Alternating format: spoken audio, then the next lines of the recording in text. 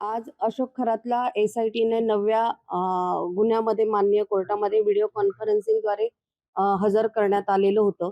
त्याच्यामध्ये एका व्यावसायिकेने फिर्याद दिलेली आहे.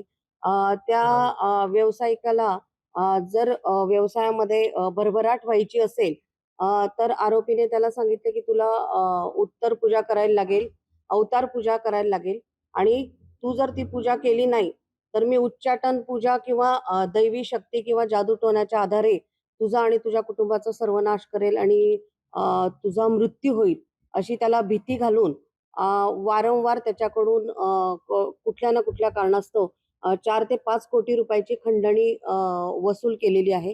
तर सदरचा गुन्हा हा अत्यंत गंभीर स्वरूपाचा आणि संवेदनशील असल्याने या गुन्ह्याचा तपास करायचा असल्याने आम्ही माननीय कोर्टासमोर आमचे जे सहाय्यक सरकारी अभियोक्ता वाह! शैलेंद्र बागडे सर आहेत.